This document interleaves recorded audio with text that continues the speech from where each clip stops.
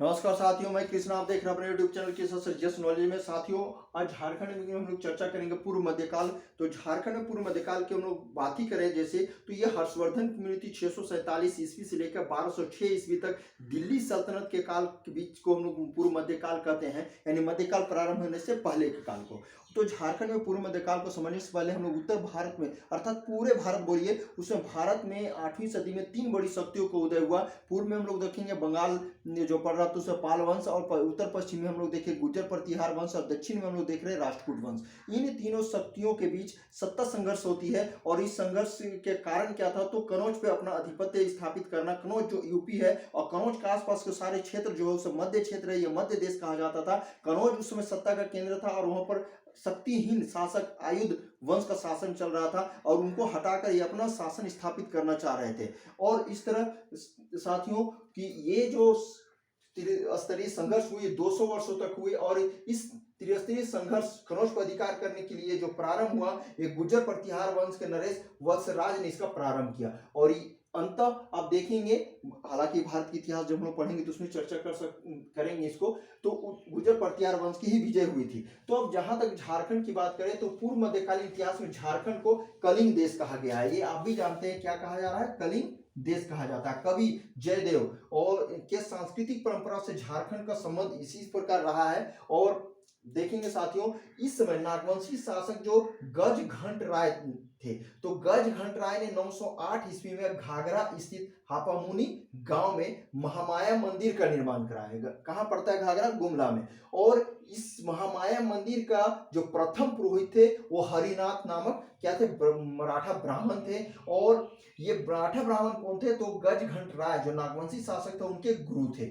और इसी समय देखेंगे गुमला जिले के जो चैनपुर के निकट है टांगीनाथ, वहां भी इसी समय मंदिर का निर्माण किया गया था। और जहां तक झारखंड में पाल वंश की चर्चा करें साथियों, तो पाल वंश के काल में झारखंड की अवस्था देखें तो पाल वंश का संस्थापक हम लोग जानते हैं गोपाल है, और गोपाल ने 750 ईस्वी 770 ईस्वी तक शासन किया था। फिर उसके गोपाल के पुत्र थे धर्मपाल, वो 770 से 810 ईस्वी शासन किए। देवपाल उसके बाद 810 से 850, इस तरह ये शासन करते हैं। झारखंड के इतिहास की परंपरा अगर हम प्रारंभ करें तो देवपाल से हो जाता है।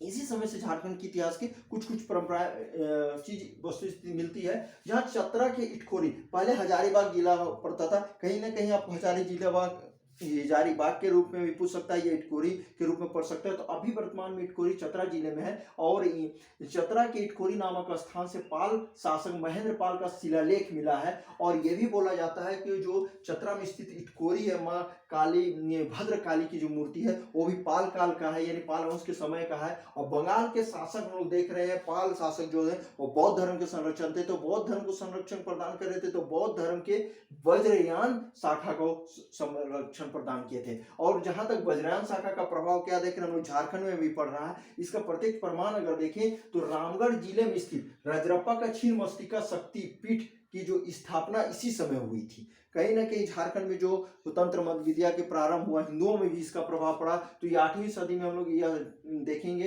खासकर ये जो पाल वंश के शासन के लिए जो प्रारंभ हुआ उसका जो प्रभाव झारखंड में रहा, तो वो हिंदू धर्म में भी प्रभाव पड़ता है। और इसी कारण है कि राजरप्पा में जो छिन्नमस्तिका मंदिर है काली माता की, कही 8वीं शक्ति की, तो इसका प्रभाव देखेंगे। और राजरप्पा का जो निर्माण हुआ इसी समय हुआ, और यही राजरप्पा के छिन्नमस्तिका मंदिर है बौद्ध वज्र योगिनी का ही हिंदी प्रतिरूप है। क्या प्रतिरूप है? हिंदू धर्म का। और आगे चलकर अगर देखें तो 12वीं सदी में पहली बार उड़ीसा के नरसिंहदेव द्वितीय ने स्वयं को झारखंड का राजा घोषित किया था। और फिर देखें राजा नरसिंहदेव द्वितीय के ताम्रपत्र में पहली बार कहीं ना कहीं झारखंड का उल्लेख मिलता है। इस तरह साथियों पूर्व मध्यकाल में एक छोटी सी चर्चा आपके सामने में रखने का प्रयास कर रहा हूं। भली भांति ये चर्चा आपको अवश्य पसंद आई होगी। तो वह वीडियो कैसी लगी आप अवश्य हमें शेयर करें, कमेंट करें, लाइक करें, साथियों सब्सक्राइब अवश्य करें। नमस्कार।